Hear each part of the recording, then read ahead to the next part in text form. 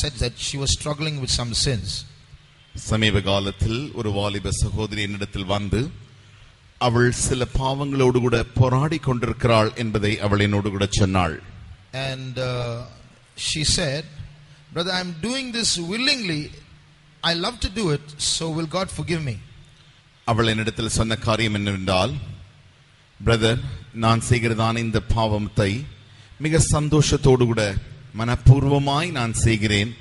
இப்படி நான் செய்கிறபடினால் தேவன் என்னுடைய பாவத்தை மன்னிப்பாரா என்று கேட்டாள். So this is a question that many young people have, because when we commit sins, we love the sins. That's why we do it. இதே கேள்விதான் அநேக வாலிபருக்குள் இருக்கிறது. ஏனென்று கேட்டால், நாம் பாவங்களை செய்யும் பொழுது அதிலே களிகூர்ந்தல்லவா செய்கிறோம். When we watch television, உதாரணமாக தொலைக்காட்சியை நாம் பார்க்கும் பொழுது, or when we go and see a movie, ஒரு சினிமா படத்தை பார்க்க செல்லும் பொழுது, or when we browse on some pornography in the websites, மிக அருவருப்பான சில அப்படிப்பட்டதான சைட்டுகளை நாம் இன்டர்நெட்டில் போய் பிரவுஸ் செய்து பார்க்கும் பொழுது, or if we fall in love, அல்லது காதலிலே நாம் விழும் பொழுது, we do it willingly, isn't it? We don't hate what we are doing, we love it, that's why we do it. நாம் செய்கிற காரியத்தை நம்மால் வெறுக்க முடிகிறதில்லை, அதை நேசிக்கிறபடியினாலே தான் நாம் அதை நாம் செய்கிறோம் அல்லவா? So that's that question that this girl asked. I am doing it willingly, I love to do it, so will God forgive me? ஆகினால் தான் அந்த சகோதரி என்னை பார்த்து இப்படி கேட்டார்கள், நான் இப்படி செய்கிறதான பாவங்களை நான் மனப்பூர்வமாய் விரும்பி நான் செய்கிறபடியினாலே தேவன் என்னை மன்னிப்பாரா என்று கேட்டாள். So then I asked her a question. அப்பொழுது நான் அவர்களை பார்த்து ஒரு கேள்வி கேட்டேன். If you are really doing it wholeheartedly, நீ மனப்பூர்வமாய் இந்த பாவத்தை செய்வாயே ஆகில், if you are loving to do it, நீ அதை செய்ய மிக விருப்பம் கொள்வாயே ஆகில், why are you coming and telling me? அப்படி விருப்பமாய் நீ செய்யும் பொழுது ஏன் நீ என்னிடத்தில் வந்து இப்படி கேள்வி கேட்கிறாய்? Why are you asking, will God forgive me? தேவன் என்னை மன்னிப்பாரா என்று ஏன் நீ கேட்கிறாய் என்று நான் அவளிடத்தில் கேட்டேன். It means that there is another part of your heart that doesn't want to do it. அதனுடைய அர்த்தமே, உன்னுடைய இருதயத்தில் வேறொரு பகுதி உண்டு. அது என்ன சொல்கிறது என்றால், இதை இந்த காரியத்திலிருந்து எப்படியாகிலும் விடுபட வேண்டும் அல்லது வெறுக்க வேண்டும் என்கிறதான எண்ணம் இருக்கிறபடினால். So don't say you're doing it wholeheartedly, because if you're doing it wholeheartedly, it means all of your heart wants to do it. Then you won't come to me to say I'm doing it. ஆகினாலே நீ முழு இருதயத்தோடு கூட நான் மனப்பூர்வமாய் செய்கிறேன் என்று சொல்லாதே. அப்படி நீ முழு மனப்பூர்வமாய் செய்வாயே ஆகில், தேவன் என்னை மன்னிப்பாரா, மன்னிப்பு வேண்டும் என்று நீ அந்த கேட்கிறதான அந்த பகுதியே தோன்றாது. ஆகினால் இருதயத்தின் ஒரு பகுதியானது அதை வெறுக்கிறபடியினால் தான் இப்படி வந்து கேட்கிறாய். So our heart is divided into two parts. நம்முடைய இருதயமானது இரண்டு பகுதியாய் பிரிக்கப்படுகிறது. One part loves good and does good.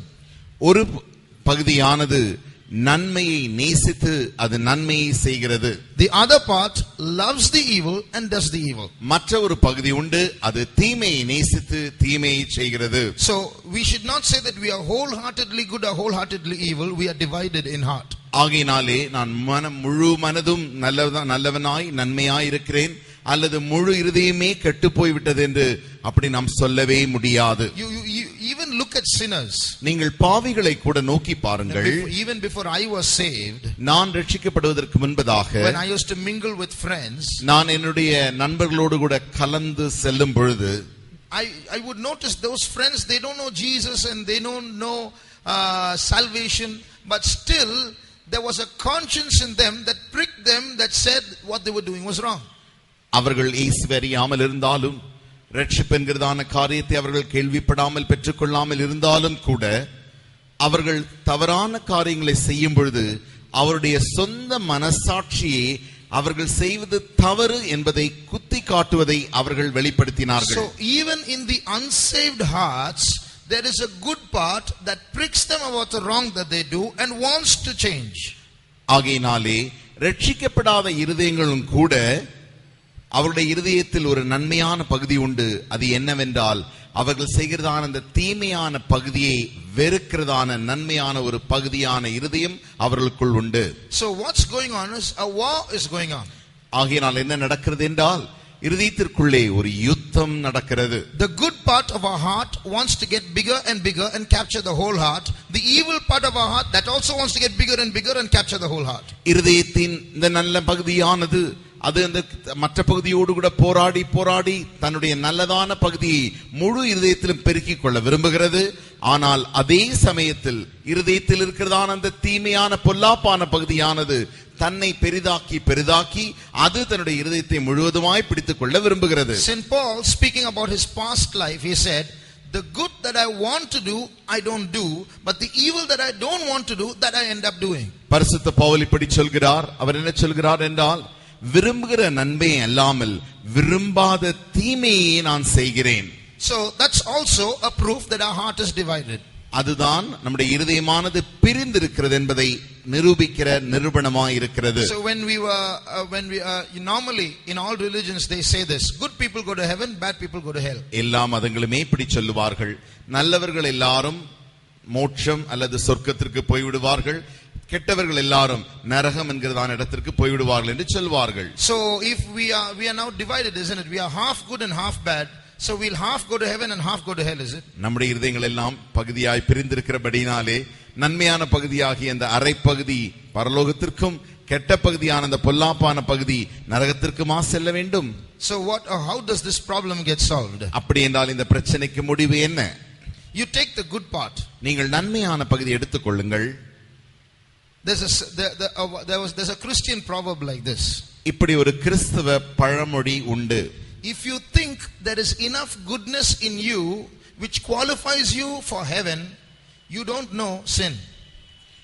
உனக்குள்ளே பரலோகத்திற்கு செல்லக்கூடியதான நன்மையான பகுதி இருக்கும் என்று நீ நினைப்பாயே ஆகில், அதற்குரிய தகுதியான நன்மை உனக்குள் இருக்கிறது என்று நீ நினைப்பாயே ஆகில், நீ பாவத்தையே அறியவில்லை. In other words, if you think that good half of you qualifies you for heaven, it means you don't know your other half.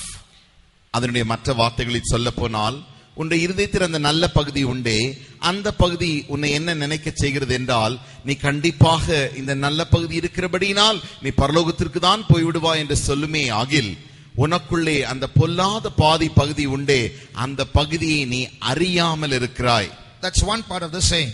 அதுதான் அப்படி இந்த பழமொழியின் ஒரு பகுதியா இருக்கிறது. The second part of the saying, அந்த பழமொழியின் மற்ற பகுதி என்னவென்றால், if you look at the bad portion of your heart and you think you're going to surely go to hell because of this other half, you don't know God. உன்னுடைய இருதயத்தின் அந்த பொல்லாத பகுதி உண்டே, அந்த பகுதி நிமித்தமாக நான் நரகத்திற்கு தான் போய்விடுவேன் என்று நீ சொல்லுவாயே ஆகில், உன்னுடைய மற்ற அந்த நல்ல பகுதியை நீ அறியாமல் இருக்கிறாய், அல்லது நீ தேவனை நீ அறியாமல் இருக்கிறாய். So in other words, no matter how bad you are, there is still a God who can qualify you for heaven. No matter how good you are, there is still enough bad in you to take you to hell. மற்ற வார்த்தைகளில் சொல்ல போனால், உனக்குள்ளே கெட்ட பகுதி எவ்வளவா இருந்தாலும் சரி, தேவன் என்று ஒருவர் உண்டு, அவர் அந்த நல்ல பகுதியை உன்னில் கண்டு உன்னை பரலோகத்திற்கு செல்ல எடுத்து, நல்ல பகுதி அல்ல, he has the ability to change you and take you to heaven. உன்னை மாற்றி பரலோகத்திற்கு கொண்டு செல்ல அவர் வல்லமை உள்ளவர். ஆனால் உனக்குள்ளே நல்ல பகுதி இருக்கிறது என்று நீ நினைத்துக் கொண்டிருக்கிறாய்.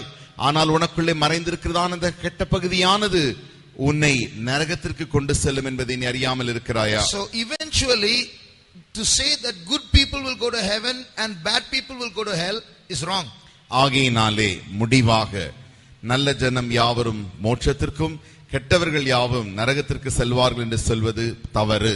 It will be better to say that good people and bad people are going to go to hell because none of our goodness is good enough for heaven.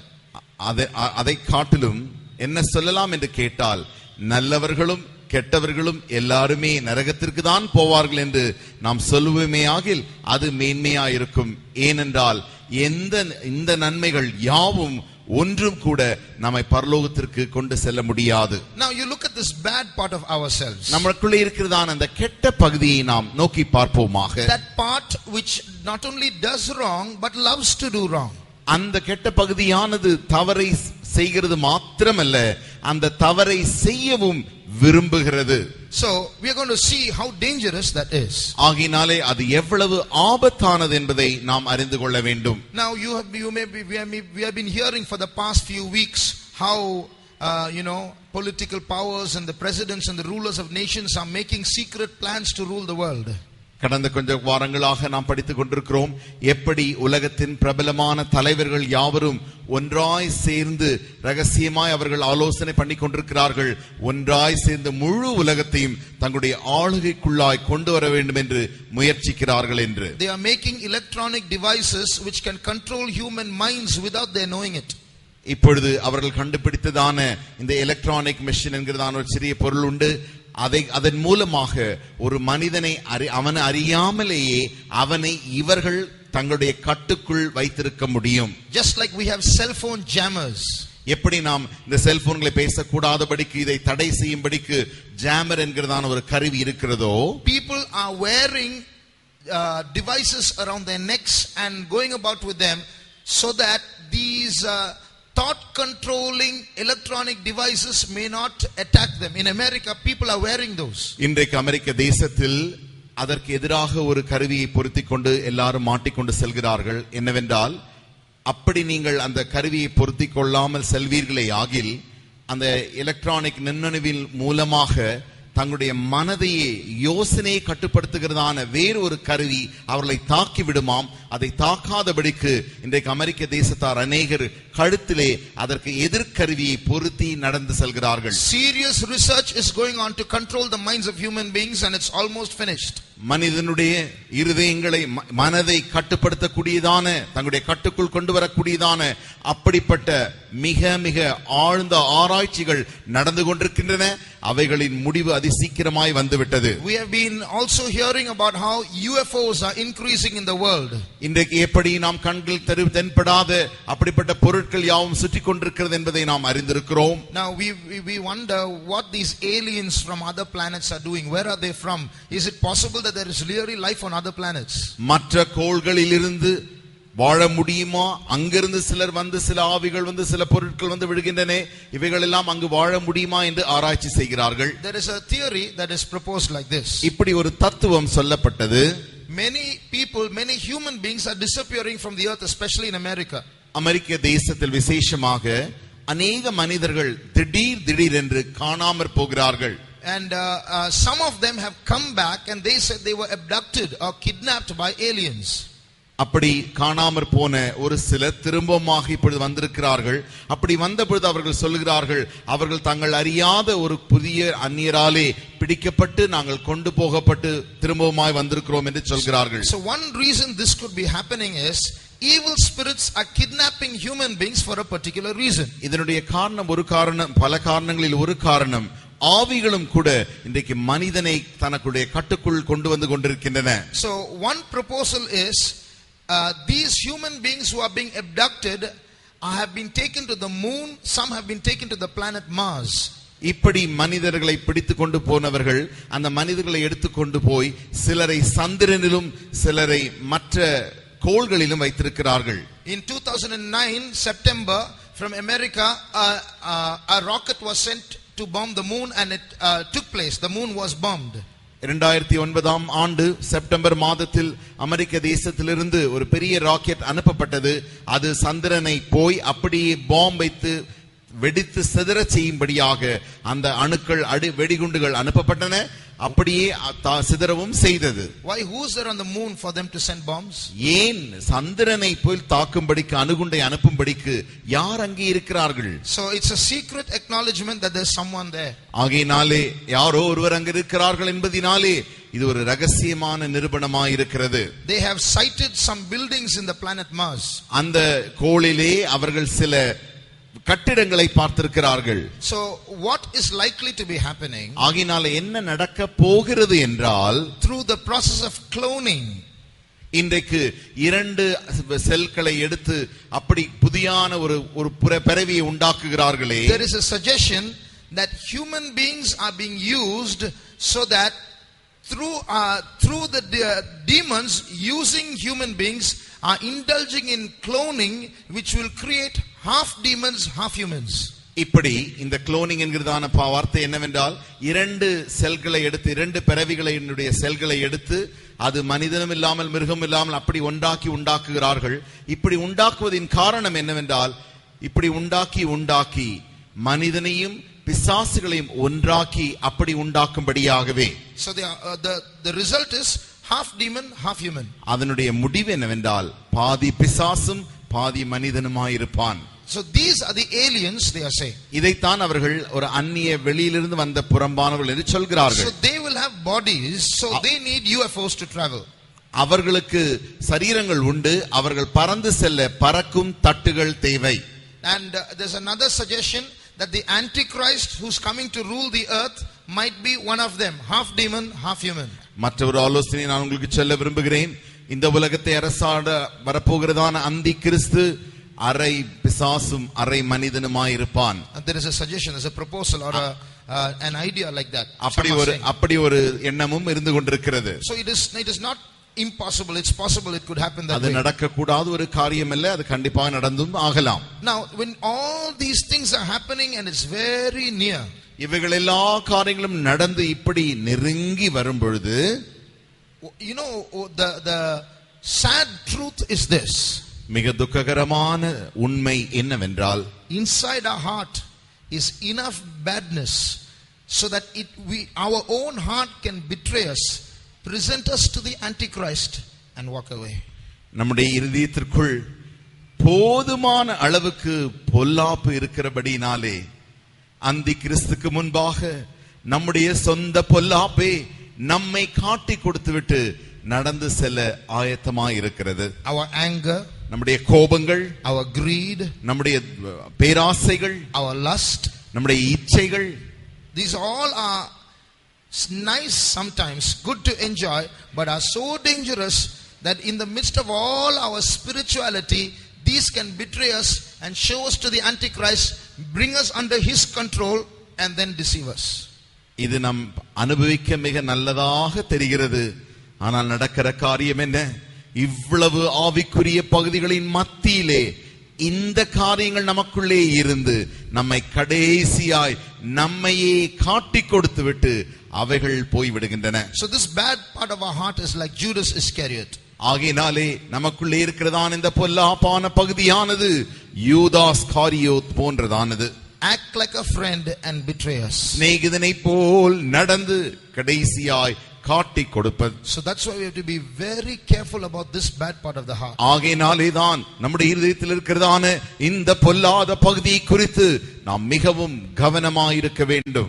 None of us wants to be with the Antichrist. யாருமே நமக்குள்ள இருக்கிற யாரும் அந்தி கிறிஸ்துவோடு கூட இருக்க ஒரு காலம் விரும்புகிறதில்லை. None of us will want to join the Antichrist. அந்தி கிறிஸ்துவோடு கூட சேர்ந்து கொள்ளவும் நாம் விரும்பவில்லை. We want to be with Christ. நாம் இயேசு கிறிஸ்துவோடு இருக்கத்தான் விரும்புகிறோம். But this bad part of the heart, you know, it's part of that kingdom and will take us to that kingdom and will present us before the ones whom we don't want to be. ஆனால் என்ன தெரியுமா, நம்முடைய இதயத்திற்குள்ளாக இருக்கிற இந்த பொல்லாத பகுதியானது நாம் எங்கே இருக்க வேண்டாம் என்று நினைக்கிறோமோ அங்கே இருக்கும்படிக்கு தான் நம்மை தள்ளி விடுகிறது. That's why we have to be very careful about quickly settling the issue of our heart. ஆகையினால் தான் நம்முடைய இதயத்தில் இருக்கிறதான அந்த பிரச்சனைகளை உடனடியாய் அதி சீக்கிரமாய் சரி செய்து கொள்வதில் நாம் மிக மிக வேகத்தை காட்ட வேண்டும். Just like doctors advise, frequent medical checkup is very important. In the same way, frequent soul checkup is even more important. அடிக்கடி மருத்துவர்கள் இப்படி சொல்வார்கள் தானே, உங்களுடைய சரீரத்தை அடிக்கடி மருத்துவ சோதனை செய்து கொள்வது மிக மிக அவசியம் என்று சொல்வார்களே, அதை காட்டிலும் உன்னுடைய ஆத்துமாவை நீ அடிக்கடி சோதித்தறிவது என்பது மிக மிக மிக அவசியமாயிருக்கிறது. There is a verse in the Bible which says the heart is deceitful and desperate above all things, who can know it? இருதயமானது வஞ்சனையும் மகா கேடுள்ளதுமாய் இருக்கிறது, யார் அதை அறிவான் என்று வேதத்தில் ஒரு வசனம் இருக்கிறது. So when you say the heart is deceitful, it means your own heart can make a fool of you. இருதயம் வஞ்சனை உள்ளது என்பதை நாம் சொல்லும் பொழுது உன்னுடைய சொந்த இருதயமே உன்னை முட்டாளாக்கி விடுகிறது. So the question is, the Bible asks, who can know it or who can understand his own heart? யார் தன்னுடைய சொந்த இருதயத்தை அறிந்து கொள்ள முடியும் என்று வேதம் சொல்கிறது. So that means there will be a group of people who will be blind to their own state of heart and will get deceived by their own heart and will realize the truth when it's only too late. ஆனால் உண்மையான சத்தியம் என்னவென்றால் சிலர் உண்டு தங்களுடைய சொந்த இருதயத்தினாலே வஞ்சிக்கப்பட்டு அந்த இருதயத்தை அறியாமல் அப்படி அவர்கள் வஞ்சிக்கப்படுகிறார்கள். And they will know it only when it is too late. அது கால தாமதமான பிறகே அதை அறிந்து கொள்கிறார்கள். So we must really analyze our hearts to find out what filth is in there. நமக்குள்ளே என்ன அக்கிரமம் காணப்படுகிறது என்பதை நாம் நன்றாக அறிந்து உணர வேண்டும். You know, there is something in us called curiosity. நமக்குள்ளே ஒரு காரியம் உண்டு, எதை எல்லாவற்றையும் அறிந்து கொள்ள வேண்டும் என்கிறதான ஒரு ஆவி, ஒரு அறிவு. There is a good part to curiosity and there's a bad part to curiosity. எல்லாவற்றையும் அறிந்து கொள்ளும் என்கிறதான அந்த தன்மைக்கு நல்ல பகுதியும் உண்டு, கெட்ட பகுதியும் உண்டு. It is part of our longing. அதுதான் நம்முடைய தவிப்பின் ஒரு பகுதியாக இருக்கிறது. Curiosity has been put there by God himself. தேவனாலே இந்த அறிந்து கொள்ள வேண்டும் என்கிறதான ஒரு தன்மை போடப்பட்டிருக்கிறது. If that curiosity wasn't there, இந்த அறிந்து கொள்ள வேண்டியதான தன்மை இல்லாமல் இருக்குமே ஆகில், when God says, I hath not seen, nor ear heard, neither hath entered into the heart of man the things which God has prepared for them that love him. ஆகையால் தேவன் சொல்லுகிறார், தேவன் மனிதனுக்கு தேவன் தமது அன்பு கூறுகள் உண்டாக்கினவர்களை கண்கள் கண்டதுமில்லை, காதுகள் கேட்டதுமில்லை, மனிதனுடைய இருதயத்தில் அவைகள் தோன்றவும் இல்லை என்று சொல்லுகிறார். When you hear that verse, then you will say, oh, is it so? Never mind, let it be. அப்படியானால் அப்படி பரவாயில்லையே, அப்படி இருந்துட்டு போகட்டுமே.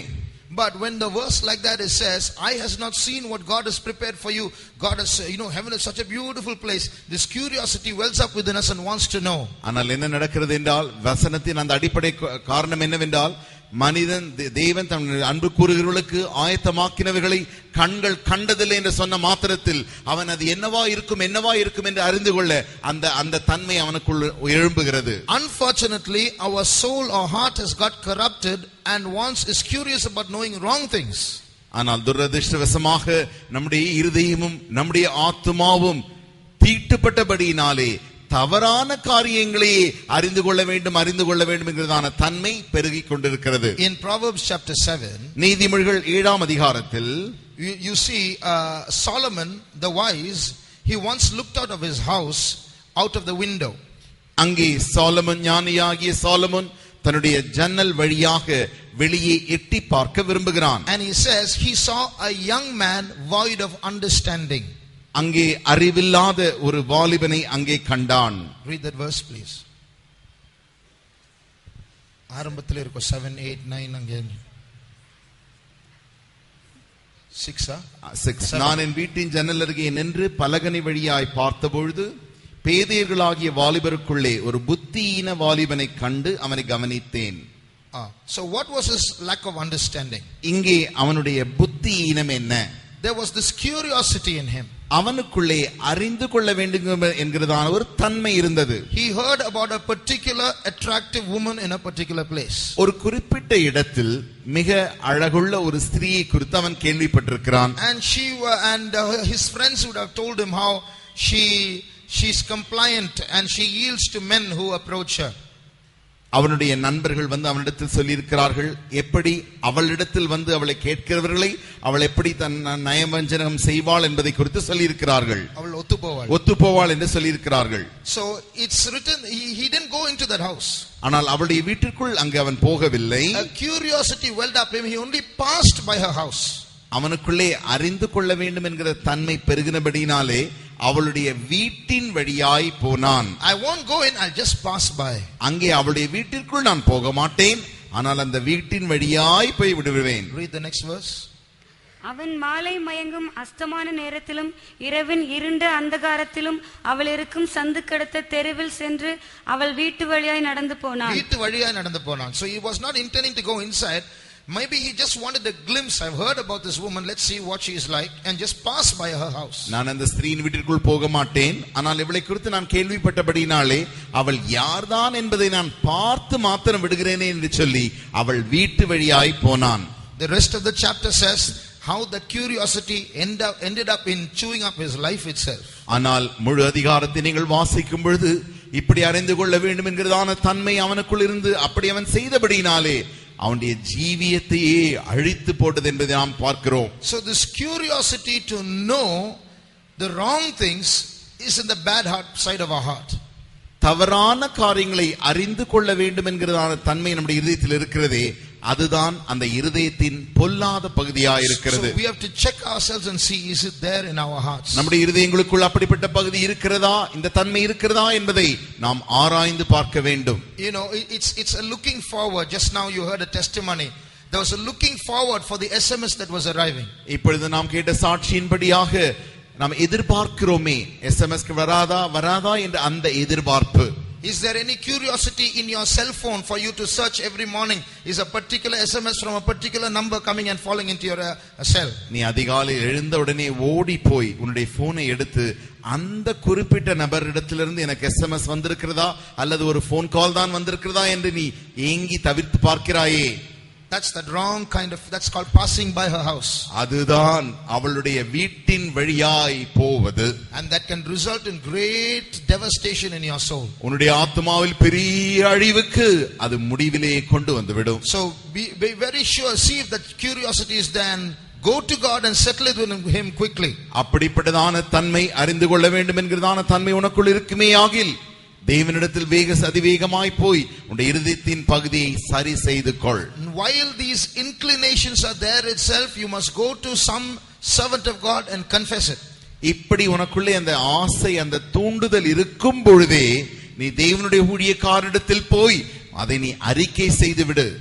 If you see it's getting worse and getting stronger, immediately go and confess it. அப்படிப்பட்டதான காரியம் வளர்ந்து வளர்ந்து பலமாய் உனக்குள்ளே வந்து கொண்டு இருக்குமே ஆகில் உடனடியாக போய் நீ தேவனுடைய ஊழியக்காரரிடத்தில் அறிக்கை செய்து விடு. If you allow it to get on, I told you, in the bad side of our heart is not only doing bad things, it's also loving bad things. நான் ஏற்கனவே சொன்னேனே, உன் இருதயத்தில் அந்த பொல்லாத பகுதியானது பொல்லாப்பை செய்கிறதை மாத்திரமல்ல, பொல்லாப்பை செய்ய ஆசையாய் விரும்புகிறது. So when before that love grows stronger and that heart the bad side becomes stronger and we become insincere with ourselves, we must go and confess. அந்த பொல்லாத பகுதியானது தான் பலமடைந்த அந்த ஆசை வளர்ந்து போகிறதற்கு முன்பதாக நாம் அந்த உத்தமத்தை இழந்து போனோமே, அந்த காரியத்தை நாம் ஊழியக்காரரிடத்தில் போய் அறிக்கை செய்ய வேண்டும். So one day I heard something wrong about a young girl. ஒரு நாள் ஒரு வாலிப சகோதரியை குறித்து ஒரு தவறான செய்தியை நான் கேள்விப்பட்டேன். So I asked her, see, I heard this about you, is it true? உடனடியாக நான் அந்த சகோதரியிடத்தில் கேட்டேன், உன்னை குறித்து நான் இப்படி கேள்விப்படுகிறேன், இது சரியா என்று கேட்டேன். No, nothing, that's all nothing. இல்லவே இல்லை அண்ணா, அப்படி ஒன்றுமே இல்லை அண்ணா என்று சொல்லிவிட்டாள். Tell me the truth, I'll pray for you, God will deliver you. அவளிடத்தில் நான் சொன்னேன், உண்மையை சொல், நான் உனக்காக ஜெபிப்பேன், நீ தயவு செய்து உண்மையை ஒத்துக்கொள். No, nothing. அப்படி ஒன்றுமே இல்லை அண்ணா என்று சொல்லிவிட்டாள். Today that nothing became everything and damaged her life. ஆனால் இன்றைக்கோ ஒன்றுமே இல்லை என்று சொன்னாலே அது அவளுக்கு எல்லாமுமாகி அவளுடைய வாழ்க்கையை அழித்து போட்டது. On particular boy I heard about him. ஒரு குறிப்பிட்ட சகோதரனை குறித்து நான் கேள்விப்பட்டேன். And I asked him, see, I heard that you were standing here and there and talking to a particular person. நான் இப்பொழுது அவனிடத்தில் கேட்டேன், நீ அங்கே நின்று அல்லது இங்கே நின்று அந்த ஒரு குறிப்பிட்ட நபரோடு கூட நீ பேசுகிறது எனக்கு காதில் வந்தது என்று சொன்னேன். No, just friends, nothing more than that. நாங்கள் இருவரும் சிநேகிதர்கள் தான், அதற்கு மேல் ஒன்றுமில்லை என்று அவன் சொல்லிவிட்டான். Tell me the truth. உண்மையை சொல். No, just friends, nothing more than that. நாங்கள் இருவரும் சிநேகிதர்கள் மாத்திரமே, அதற்கு மேல் அவளிடத்தில் எனக்கு ஒன்றுமில்லை என்று சொல்லிவிட்டான். Now the marriage is over with that only friend. நாங்கள் வெறும் சிநேகிதர்கள் தானே என்று சொன்னானே, இப்பொழுது அவனும் அவளும் விவாகமே செய்து கொண்டார்கள்.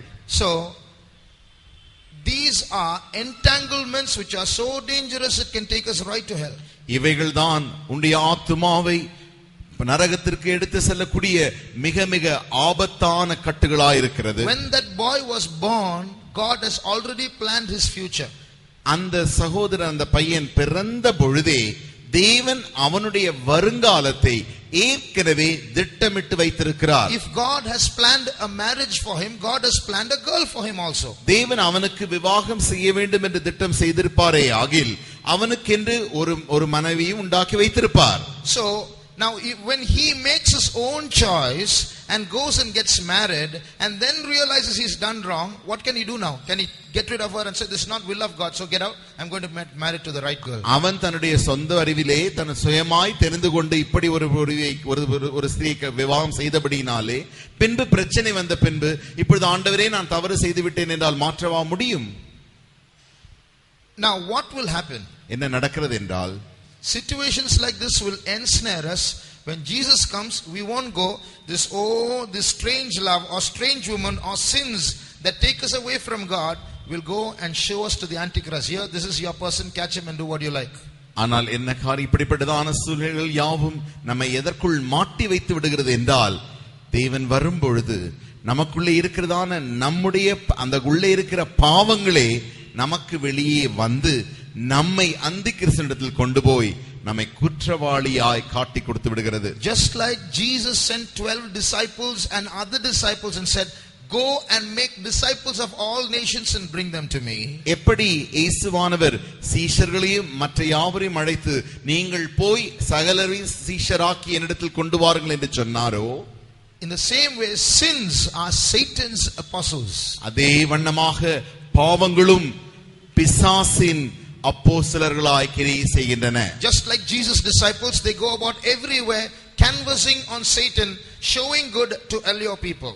எப்படி தேவனுடைய சீஷர்கள் இயேசுவின் சீஷர்கள் போய் பிசாசிற்கு விரோதமாக அவர்கள் பிரசங்கம் செய்து ஜனங்களை இயேசுவினிடத்தில் ஈர்த்து கொண்டு வந்தார்களோ, just like that sin will go and canvass to bring people. அதே வண்ணமாக பாவமும் ஜனங்களை தனக்கென்று ஈர்த்து கொண்டு வந்து விடுகிறது. When I was doing my bachelor's degree, நான் என்னுடைய பட்டப்படிப்பை படித்துக் கொண்டிருந்த பொழுது, one day I was walking on the road and a young boy met me. ஒரு நாள் நான் சாலையில் நடந்து கொண்டிருந்த பொழுது ஒரு வாலிப சகோதரன் என்னை சந்தித்தான். He belonged to a particular church. அவன் ஒரு குறிப்பிட்ட சபையை சேர்ந்தவன். And immediately he came to me and said, excuse me, can I talk to you for a minute? அவன் என்னிடத்தில் உடனடியாக ஓடி வந்து சொன்னான், ஐயா தயவு செய்து உங்களோடு கூட நான் பேச முடியுமா? I said, okay, what? சரி சொல், என்ன சொல் என்று கேட்டேன். Can I know your name please? உங்களுடைய பெயர் என்ன என்று நான் தெரிந்து கொள்ளலாமா? Very good manners. மிக மிக நல்ல நடத்தை போல காட்டிக் கொண்டிருந்தான். I said, my name is Teju. நான் உன்னுடைய பெயர் தேஜு என்று சொன்னேன். Okay Teju, what are you studying? அப்பொழுது நல்ல தேஜு, நீ இப்படி என்ன படிக்கிறாய் என்று கேட்டான். I am doing my degree. நான் என்னுடைய பட்டப்படிப்பை படிக்கிறேன். Oh, is it which college Teju? எந்த கல்லூரியில் படிக்கிறாய் Teju? After that every sentence he used my name. ஒரு வாக்கியத்திலும் அதிலிருந்து தேஜு தேஜு என்ற பெயரையே உபயோகித்து பேசிக் கொண்டிருந்தான். Teju, next week we have a meeting, we would like you to attend. Teju, அடுத்த வாரம் ஒரு கூட்டம் இருக்கிறது, அதிலே நீ பங்கு பெற வேண்டும் என்று நாங்கள் விரும்புகிறோம். I said, no, I'm already a Christian. நான் சொன்னேன், நான் ஏற்கனவே கிறிஸ்தவனாய் இருக்கிறேன். Yes Teju, but this is different. என்றாலும் தேஜு, நான் இப்பொழுது கொண்டு போகிறேனே அது மிக வித்தியாசமானது என்று சொன்னான். No, I'm quite happy with the church I'm going to. நான் போகிற சபைக்கு நான் மிக சந்தோஷமா இருக்கிறேன் என்று நான் பதில் சொன்னேன். Yes Teju, but you come once, you will see there's a difference. ஆம் தேஜு, அது உண்மைதான். ஆனால் நீ இங்கு ஒரு முறை வந்து பார் தேஜு, இந்த வித்தியாசத்தை நீ கண்டு கொள்வாய். Only later on I came to know that in that church, they propagate falling in love without even marriage. You don't have to get married. பிற்காலத்தில் தான் நான் உணர்ந்து கொண்டேன், அவன் என்னை அழைத்தானே, அந்த சபையினுடைய குறிக்கோள் என்னவென்றால், நீங்கள் விவாகமே செய்ய வேண்டாம், காதலில் விழுந்து அவளோடு கூட நீங்கள் வாழ்க்கையை நடத்தலாம். They have posters where boys and girls in pairs are going to heaven, flying to heaven. அவர்களுடைய சபையில் நீங்கள் போனால் படங்கள் ஒட்டப்பட்டிருக்கிறது. அது எப்படி என்றால், ஆணும் பெண்ணுமாக சேர்ந்து கைகோர்த்து அப்படியே பரலோகத்திற்கு போவது போல் படங்களை ஒட்டி வைத்திருக்கிறார்கள். That's nice for a poster but not for reality. படத்தை பார்ப்பதற்கு ஒருவேளை அழகாக இருக்கலாம், ஆனால் அது உண்மை அல்ல. That's what sin will do.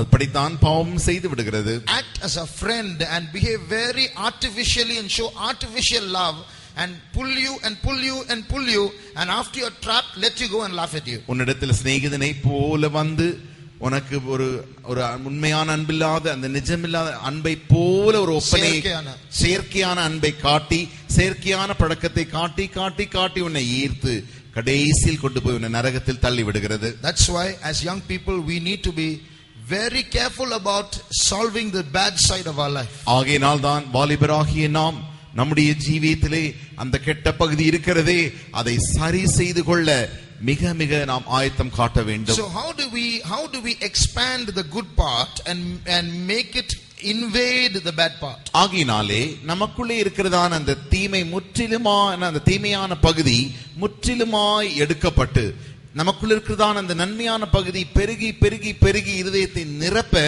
நாம் எப்படி செய்ய முடியும்? The starting point is use the good side to admit that you are bad.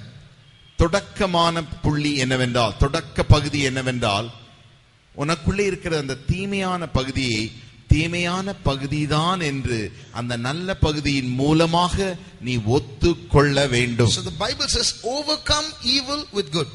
வேதனுடைய வசனம் சொல்லுகிறது தீமையை நன்மையினால் வெல்லு. So inside the good part is called the goodness of humble confession or humble acknowledgement. இந்த நன்மையான இருதயத்தின் பகுதியிலே நம் தாழ்மையாய் உண்மையாய் அறிக்கை செய்கிறதான அந்த ஒரு பகுதி உண்டு. So we should humbly admit our faults. ஆகையினாலே நாம் மிக தாழ்மையோடு கூட நம்முடைய தவறுகளை நாம் ஒத்துக்கொள்ள வேண்டும். Humbly admit all the bad parts that are in you. நமக்குள்ளே இருக்கிறதான எல்லா அந்த பொல்லாத பகுதியை மிக தாழ்மையோடு கூட ஒத்துக்கொள்ள வேண்டும். But even there is the bad part will fight with that good part. அப்படி நீ செய்யும் பொழுதும் கூட இந்த கெட்ட பகுதியானது நல்ல பகுதியோடு கூட போராடும். Don't go and tell all these things. இதெல்லாம் நீ போய் அவரிடத்தில் போய் சொல்லாதே. You go and tell all these things, they'll go tell someone else and finished. Your name will be ruined. நீ போய் இப்படி அவர்களிடத்தில் போய் சொன்னால் அவர்கள் போய் வேற எங்கேயாகிலும் சொல்லிவிடுவார்கள், உன் பேரே கெட்டு போய்விடும். And you pray to God personally. That's நீ all. தனித்துவமாய் நீ உன்னோடு தேவனோடு கூட ஜெபித்துக்கொள். See, you're a young man, all these struggles will be there by and by, in the sweet by and by, it will be all right. நீ வாலிபன் தானே, இதெல்லாம் இந்த தவறுகள் வரதான் செய்யும். கொஞ்சம் கொஞ்சமாக நாட்கள் செல்ல செல்ல எல்லாம் சரியாகி விடும். You see that person, he is also doing like that. நீ அவனை பார், அவனும் கூட அப்படித்தானே செய்கிறான். See that believer, they are also like that. அந்த விசுவாசியை பார், அவரும் கூட அப்படித்தானே செய்கிறார்கள். Everybody is going through these struggles, so slowly you will overcome, don't worry. எல்லாரும் இப்படி போராட்டத்தில் போய் கொண்டுதான் இருக்கிறார்கள். ஆனால் கொஞ்சம் கொஞ்சமாக நீ விடுதலை பெற்றுக் கொள்ளலாம். Immediately the bad part of your heart has now made the good part slow down. உடனடியாக உன் இருதயத்தில் இருக்கிறதான அந்த பொல்லாத பகுதியானது உன்னுடைய இருதயத்தில் இருக்கிற நன்மையான பகுதியை பார்த்து நீ வேகம் கொள்ளாதே, வேகத்தை தாழ்த்தி விடு என்று சொல்லுகிறது. So immediately your confession reduces, your sincerity reduces, and you start enjoying the evil side of your heart, because everybody does it. By and by it will be all right. உடனடியாக என்ன நடக்கிறது? உனக்குள் இருக்கிறதான அந்த உண்மை உனக்குள் குறைந்து விடுகிறது. நீ அறிக்கை செய்ய வேண்டும் என்கிறதான வேகமும் உனக்குள் குறைந்து விடுகிறது. எல்லாருமே தானே பாவம் செய்கிறார்கள், சரி இருக்கட்டுமே என்று சொல்லி அப்படி வேகமே குறைந்து விடுகிறது. So in the name of that excuse, by and by it will be all right, you will start going deeper and deeper into sin. கொஞ்சம் கொஞ்சமாக சரியாகி விடும் என்கிறதான ஒரு காரணம் உன் இதயத்திற்குள் வந்து விட்டதல்லவா, அதன் மூலமாக நீ கொஞ்சம் கொஞ்சமாக அப்படியே போய் விடுகிறாய். So by then you'll be trapped by the Antichrist. கடைசியில் அந்தி கிறிஸ்துவாலே நீ பிடிக்கப்பட்டு போகிறாய். So I asked a question in the beginning. நான் தொடக்கத்திலே இப்படி ஒரு கேள்வியை கேட்டேன். When we are half good and half bad, how are we going to go to heaven? நாம் பாதி நல்லவராகவும் பாதி கெட்ட பகுதியோடு கூட இருந்தால் எப்படி நாம் பரலோகத்திற்கு செல்ல முடியும்? Whether we are good or bad, we are still not good enough for heaven. There's no one on earth who's good enough for heaven, and we are all fit for hell. How are we going to go to heaven? நமக்குள்ளே நன்மையான பகுதி இருக்கிறதோ தீமையான பகுதி இருக்கிறதோ, நல்லவர்களோ கெட்டவர்களோ, நம் பரலோகத்திற்கு செல்ல வேண்டிய நன்மை இந்த பூமியில் யாருக்குமே கிடையாது. நரகத்திற்கு செல்லத்தான் நாம் யாவரும் தகுதியாய் இருக்கிறோம். In the Bible there's a word called righteousness. ஆனால் வேதத்தில் ஒரு வார்த்தை உண்டு, அதுதான் நீதி. If you are righteous, you will go to heaven. நீ நீதி உள்ளவனாய் இருந்தால் பரலோகத்திற்கு செல்வாய். What is righteousness? நீதி என்றால் என்ன? If you do good, that is righteousness. நீ நன்மையை செய்யும் பொழுது அது நீதியாய் இருக்கிறது. If you do bad, that is unrighteousness. நீ தீமையை செய்யும் பொழுது அது அநீதியாய் இருக்கிறது. But what happens is, ஆனால் என்ன நடக்கிறது என்றால், in the New Testament புதிய ஏற்பாட்டிலே God has introduced a new righteousness. தேவன் ஒரு புதிதான நீதியை நமக்கு அறிமுகம் செய்திருக்கிறார். This was exercised by some in the Old Testament also. இந்த காரியம் பழைய ஏற்பாட்டிலும் சிலரால் பழக்குவிக்கப்பட்டது. So the Old Testament definition of righteousness is do good, do the right, you're righteous. Don't do good, do bad, you're unrighteous.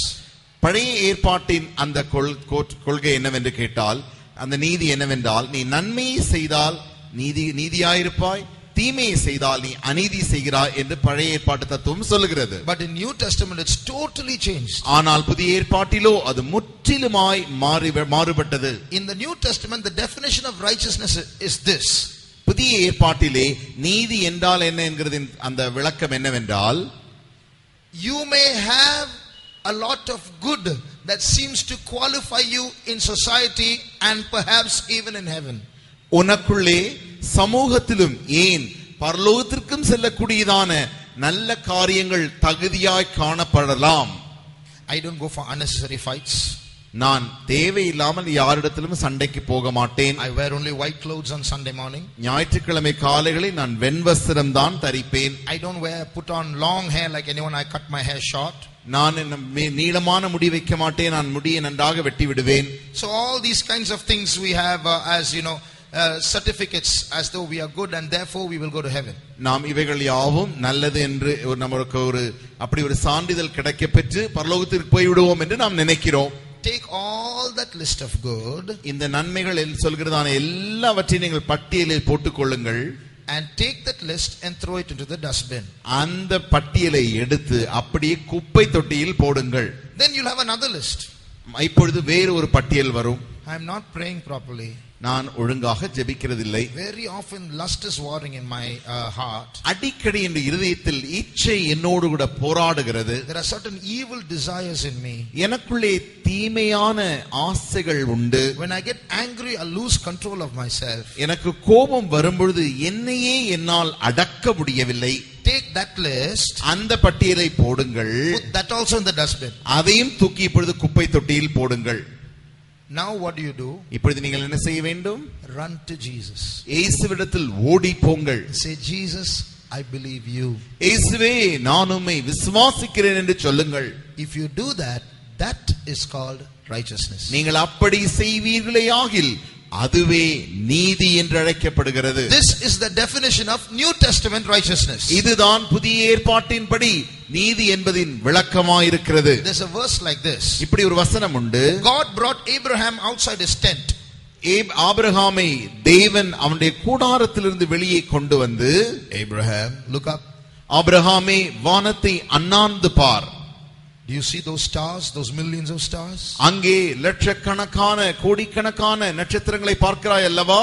Yes, Lord. ஆமாண்டவரே. Now Abraham, look down. இப்பொழுது ஆபிரகாமே, தரையை நோக்கி பார். Do you see those sand grains, millions of them? அங்கே போய் பார். அங்கே கடல் தூர்கள், கோடிக்கணக்கான கடல் மணல்கள் காணப்படுகிறது அல்லவா? Yes, Lord. ஆமாண்டவரே. You know, I'm going to multiply your children like this.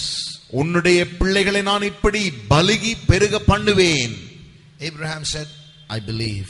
உடனடியாக ஆபிரகாம் சொன்னான், விசுவாசிக்கிறேன் ஆண்டவரே. And that was called righteousness on Abraham's part. அதுதான் ஆபிரகாமுக்கு அது நீதியாய் எண்ணப்பட்டது.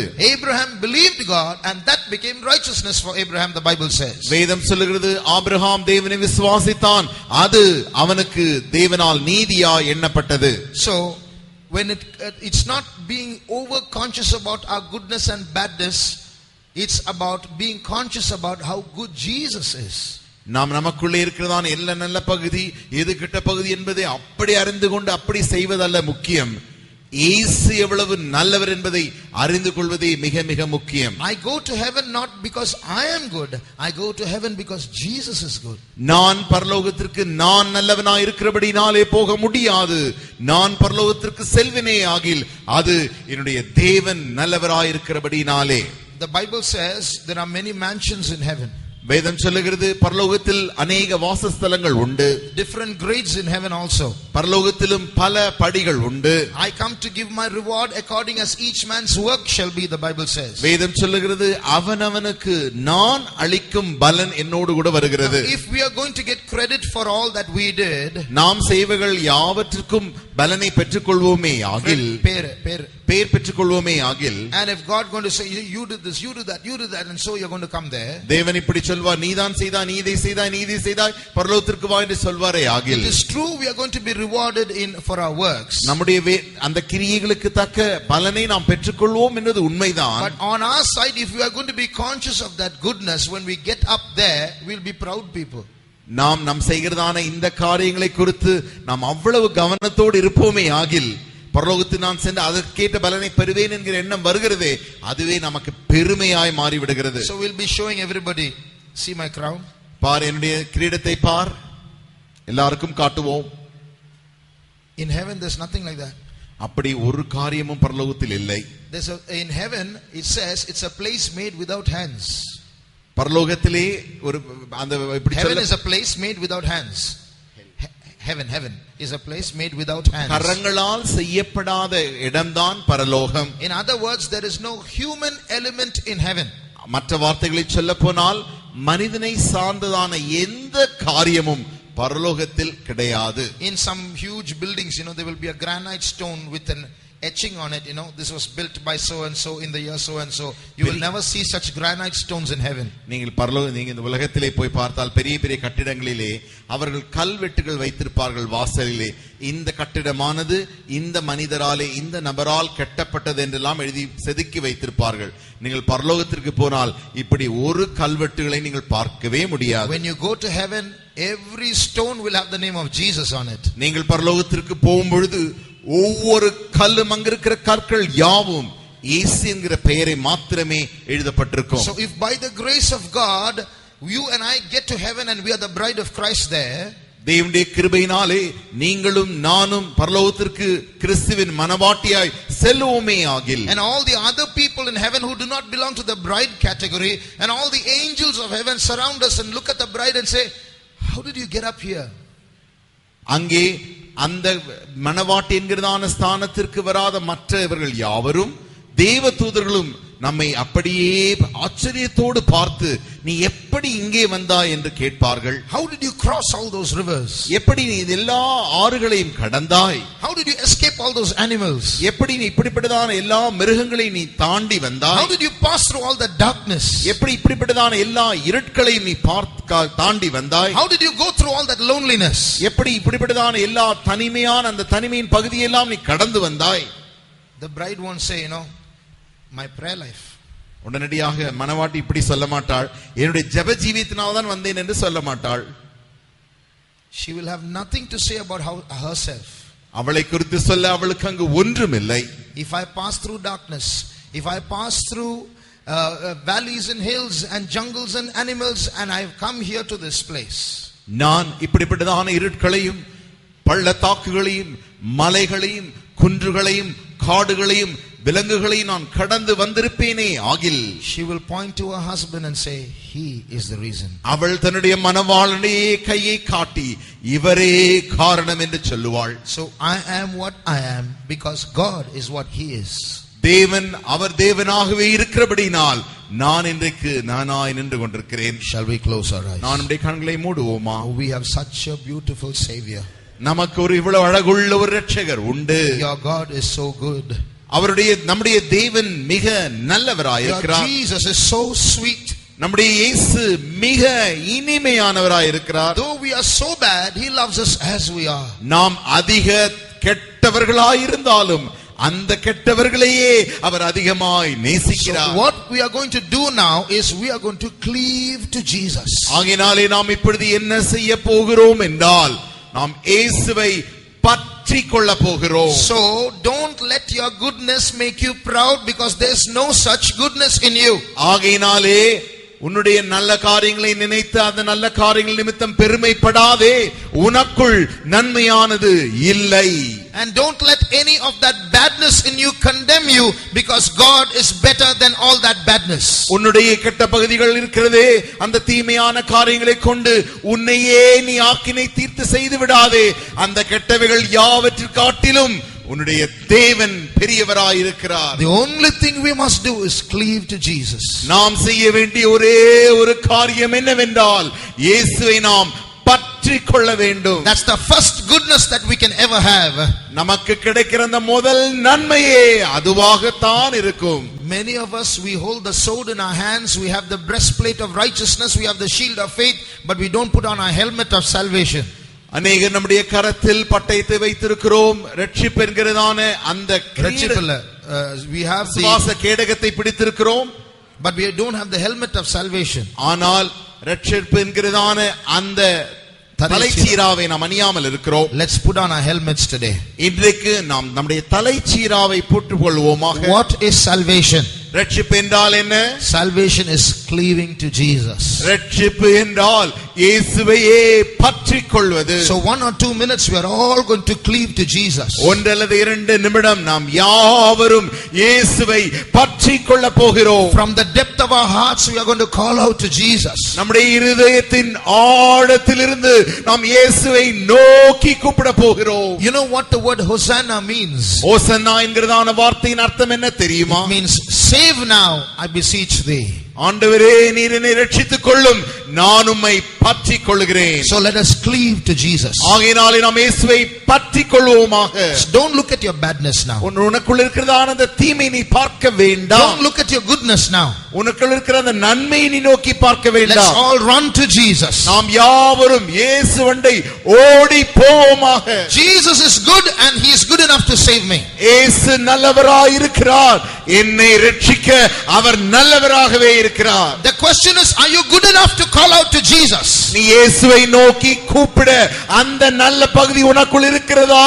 If there's any goodness in you, it's called calling out to Jesus. உனக்குள்ளே நன்மை என்று ஒன்றே இருக்குமே ஆகில் அது என்னவென்றால் இயேசுவை நோக்கி கூப்பிடுவது மாத்திரமே. 1 minute says cry out to Jesus. ஒரு நிமிடம் நாம் இயேசுவை நோக்கி அழுவோமாக. Outside of Jesus it's dangerous. இயேசு அல்லாமல் நாம் வெளியே இருப்போமே ஆகில் அது மிக மிக ஆபத்தானது. Without Jesus it's hellfire. இயேசு இல்லாமல் அது அக்கினி நரகமாய் இருக்கும். Outside of Jesus deception is waiting for us. இயேசு அல்லாமல் இருக்கும் பொழுது வஞ்சகம் நமக்காய் காத்துக் கொண்டிருக்கிறது. Outside of Jesus the antichrist is waiting for us. இயேசு அல்லாமல் நாம் இருக்கும் பொழுது நமக்காக அந்திகிறிஸ்து காத்துக் கொண்டிருக்கிறான். Let's call out to Jesus. நாம் இயேசுவை நோக்கி கூப்பிடுவோமாக. Let's cry out to Jesus. இயேசுவை நோக்கி நாம் சத்தமிடுவோமாக. Because we need Jesus. இயேசுவே நீர் எங்களுக்கு தேவை. Every moment we need Jesus. இயேசுவே ஒவ்வொரு க்ஷண பொழுதும் நீர் எனக்கு தேவை. Is there anyone here who can call out to Jesus? இயேசுவை நோக்கி இங்கு யாராகிலும் கூப்பிடுகிறீர்களா? Jesus is in our midst. இயேசு நம்முடைய மத்தியில் இருக்கிறார். He is saying, my child, let me hear your voice. அவர் சொல்லுகிறார், என் பிள்ளையே நான் உன் சத்தத்தை கேட்கட்டும். Call unto me and I will answer you. நீ என்னை நோக்கி கூப்பிடு, அப்பொழுது நான் உனக்கு பதில் செய்வேன். Him that cometh to me I will in no wise cast out. என்னிடத்தில் வருகிறவனை நான் ஒரு காலும் புறம்பே தள்ளுகிறதில்லை. Let us call out to Jesus. நாம் இயேசுவை நோக்கி கூப்பிடுவோமாக. Let not one person be silent here. இங்கே ஒருவர் கூட அமைதியாய் இருக்க கூடாது. Every lip should call out the name of Jesus. ஒவ்வொரு உதடும், எல்லா உதடுகளும் இயேசுவின் நாமத்தை கூப்பிட வேண்டும். Every heart call out to Jesus. எல்லா இருதயமும் இயேசுவை நோக்கி சத்தமிடட்டும். Salvation is in him. இயேசு ரட்சிப்பு அவருடையது. Salvation is only in him. அவருக்குள் மாத்திரமே ரட்சிப்பு உண்டு. இயேசுவே இயேசுவே உம்மை பற்றிக் கொள்ளுகிறோம் ஆண்டவரே.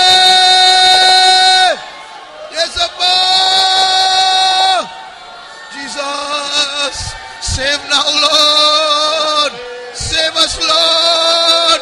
Have mercy O Lord. Jesus we praise you Jesus we praise you.